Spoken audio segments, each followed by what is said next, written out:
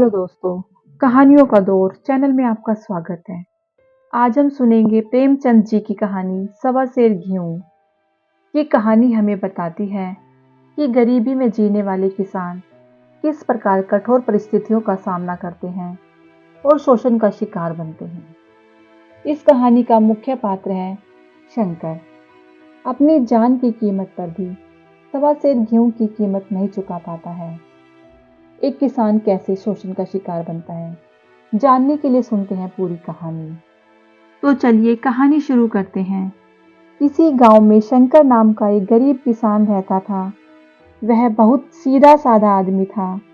वह अपने काम से काम रखता तथा किसी का बुरा नहीं चाहता था। वह स्वयं भूखा भले ही रह जाए, परंतु उसके द्वार से कभी कोई भूखा नहीं लौटता था। एक बार एक महात्मा जी उसके द्वार पर आए। घर में केवल जौ का आटा ही था।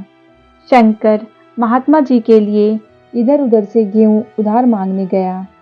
सौभाग्य से गांव के विप्र महाराज के यहाँ थोड़ा सा गेहूं मिल गया।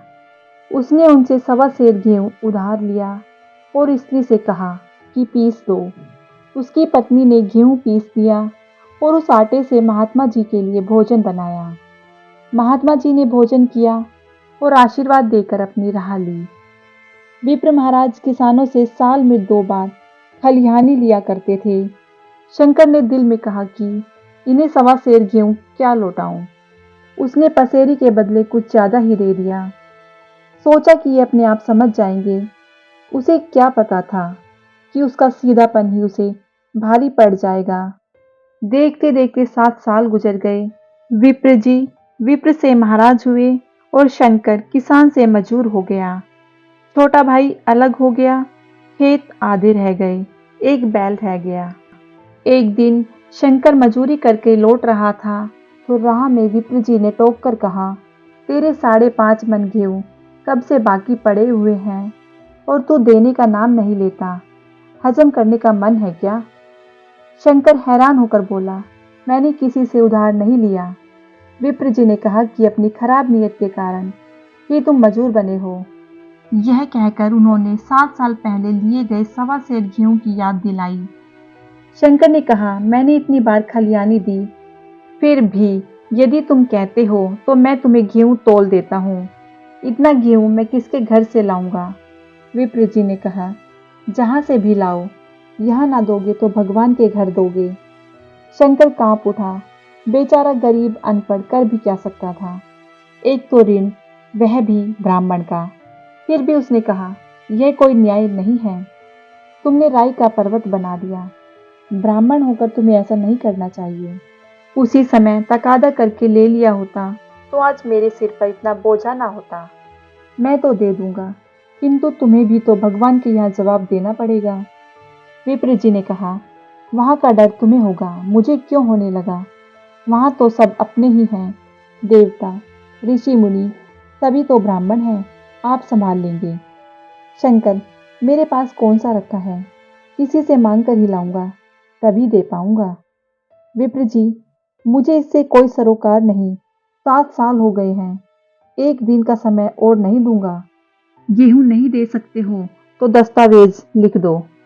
शंकर, मुझे तो देना ही है, चाहे गेहूं ले लो चाहे दस्तावेज। किस हिसाब से दाम रखोगे? हिसाब लगाया गया तो गेहूं के दाम 60 रुपए हुए। 60 रुपए का दस्तावेज लिखा गया। 3 रुपए सैकड़ा सूद। साल भर में ना देने पर सूद की दर 3.5 रुपए सैकड़ा। गांव भर ने विप्र की निंदा की, लेकिन मुंह पर नहीं, क्योंकि महाजन से सभी को काम पड़ता था। उसे कौन अपना व्यवहार बिगाड़े। शंकर ने साल भर कठिन तपस्या की। मियाद के पहले रुपए अदा करने का संकल्प कर लिया था। दोपहर को पहले भी चूल्हा ना जलता था। चबेने पर बसर होती थी। केवल लड़के के लिए रात को रोटियां रख दी जाती। शंकर पहले रोज 1 पैसे का तंबाकू पी जाता था। यही एक व्यसन था जिसे वह कभी न त्याग सका। अब वह कठिन व्यसन भी संकल्प की भेंट चढ़ गया था। उसने चिलम पटक दी, हुक्का तोड़ दिया। कपड़े पहले ही पहनने को नहीं थे, अब प्रकृति की न्यूनतम सीमा रेखा तक पहुंच गए थे। साल के अंत में उसके पास 60 रुपए जमा हो गए। उसने सोचा, पंडित जी को इतने रुपए दूंगा और कहूंगा, महाराज बाकी रुपए भी जल्द ही आपको दूंगा। 15 रुपए की ही तो बात है। उसने रुपए लिए और पंडित जी के चरण कमलों पर अर्पित कर दिए। विप्र जी, यह तो 60 रुपए ही हैं। शंकर, हाँ महाराज, इतने अभी ले लीजिए, शेष मैं 2-3 महीनों में दे दूंगा। मुझे उरीन कर दीजिए। विप्र जी, उरीन तो तभी होंगे जब मेरी कोड़ी कोड़ी चुका दोगे। जाकर मेरे 15 रुपए लेकर आओ। शंकर, महाराज इतनी दया करो, अब सांझ की रोटियों का भी ठिकाना नहीं है। गांव में हूँ तो कभी ना कभी दे ही दूंगा। विप्र जी, मैं यह रोग नहीं पालता। अगर मेरे रुपए ना मिले तो 3.5 सैकड़े रुपए का ब्याज लगेगा। तुम अपने रुपए चाहे अपने घर में रखो, चाहे यहाँ छोड़ जाओ। शंकर, अच्छा, जितना लाया हूँ उतना रख लीजिए। कहीं से 15 रुपए और लाने की कोशिश करता हूँ। पूरे गांव में घूमने के बाद भी उसे किसी से रुपए नहीं मिले।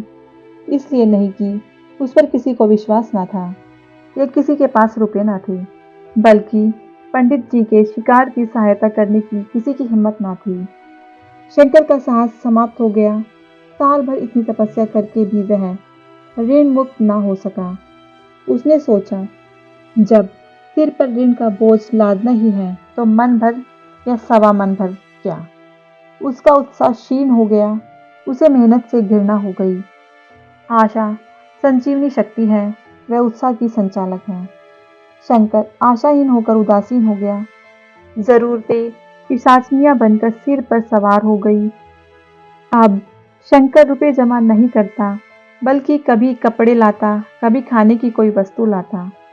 जहां उसे पहले तंबाकू का चस्का था, वहां अब गांजे और चरस का चस्का भी लग गया। वह अब काम पर न जाने के तरह तरह के बहाने ढूंढता रहता। 3 वर्ष बीत गए। विप्र जी महाराज ने एक बार भी तकाजा ना किया। वह चतुर शिकारी थे। एक दिन पंडित जी ने शंकर को बुलाकर हिसाब दिखाया। 60 रुपए जो जमा थे, वह मिना करने पर अब भी शंकर के जिम में 120 रुपए निकले। शंकर, इतने रुपए तो अब अगले जन्म में ही दूंगा। इस जन्म में तो हो नहीं सकता। विप्र जी, मैं इसी जन्म में लूंगा। मूल ना सही, सूद तो देना ही पड़ेगा। शंकर, एक बैल, एक झोपड़ी है, वह ले लीजिए। और मेरे पास क्या रखा है। विप्र जी, इन व्यर्थ की चीजों को लेकर मुझे क्या करना है। मुझे तो कुछ और चाहिए। तुम मजूरी करने कहीं और जाते हो, मुझे भी खेतों के लिए मजूर चाहिए। तुम सूद में हमारे यहाँ काम करो। सच तो यह है कि जब तक तुम मेरा रुपया ना चुका दोगे, तुम तब तक कहीं और काम नहीं कर सकते। कहीं और कमाकर तुम मेरा सूद भी नहीं चुका सकते, तो मूल कैसे चुकाओगे। शंकर, महाराज, सूद में काम करूंगा तो खाऊंगा क्या। विप्र जी, तुम्हारी घरवाली व लड़के अपने लिए काम करेंगे। शंकर कुछ देर के लिए सोचकर बोला, यह तो जन्म भर की गुलामी हो गई।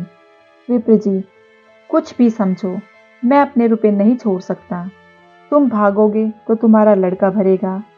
इस अनीति की कहीं भी अपील नहीं थी।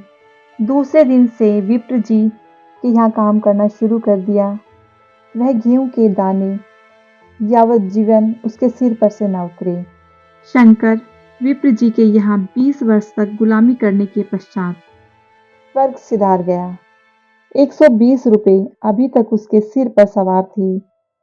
पंडित जी ने उस गरीब को ईश्वर के दरबार में कष्ट देना उचित नहीं समझा। अब उन्होंने उसके जवान बेटे की गर्दन पकड़ी।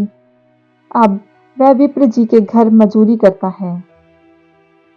दोस्तों, कैसी लगी आपको मुंशी प्रेमचंद जी की ये कहानी? मुझे कमेंट करके ज़रूर बताएं। यदि आपको ये कहानी अच्छी लगी हो तो कहानी को लाइक कीजिएगा, शेयर कीजिएगा। यदि चैनल पर नए हैं तो चैनल को सब्सक्राइब करना बिल्कुल ना भूलिएगा।